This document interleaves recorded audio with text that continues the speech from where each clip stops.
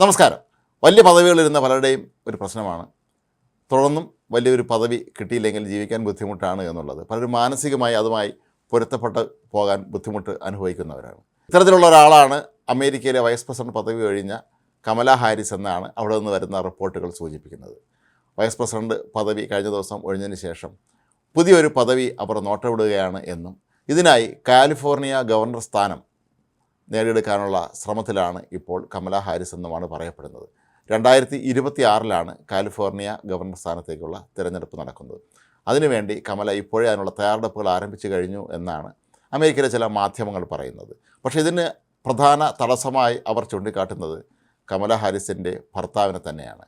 Kamala vice പ്രസിഡൻ്റായിരുന്ന കാലത്തും തിരഞ്ഞെടുപ്പ് പ്രചാരണ വേളയിലുമൊക്കെ തന്നെ അവരുടെ ഭർത്താവിൻ്റെ പേരിൽ ഉയർന്ന ആരോപണങ്ങൾ തന്നെയാണ് കമലയുടെ പരാജയത്തിൻ്റെ കാരണങ്ങളിൽ ഒന്ന് എന്നാണ് അവരുടെ അനുയായികൾ ചൂണ്ടിക്കാട്ടിയിരുന്നത്. കമലയുടെ ഭർത്താവായ ഡൗഗ് എം ഹോഫാണ് അവരുടെ രാഷ്ട്രീയ വളർച്ചയിൽ ഇപ്പോൾ തടസ്സമായി നിൽക്കുന്നത് എന്നാണ് കമലയും കരുതുന്നത് എന്നും ഇതിനായി അവർ വിവാഹമോചനത്തിന് പോലും ഒരുങ്ങുന്നതായിട്ടാണ് അമേരിക്കയിൽ നിന്നുള്ള റിപ്പോർട്ടുകൾ സൂചിപ്പിക്കുന്നത്. എന്നാൽ ഈ വാർത്തയുടെ ആധികാരികതയെക്കുറിച്ച് ഇനിയും വിശദാംശങ്ങളൊന്നും തന്നെ പുറത്തു വന്നിട്ടില്ല.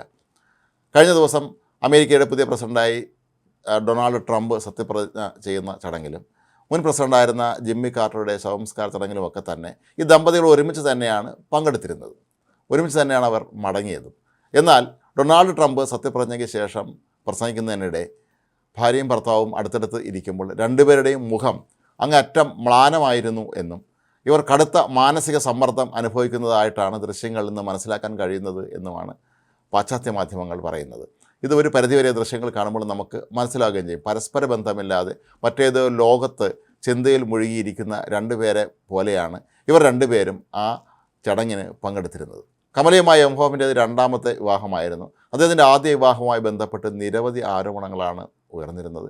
മാത്രമല്ല എം ഹോഫിൻ്റെ പേരിൽ പലപ്പോഴും ലൈംഗിക ആരോപണങ്ങളും നേരത്തെ ഉയർന്നിരുന്നു.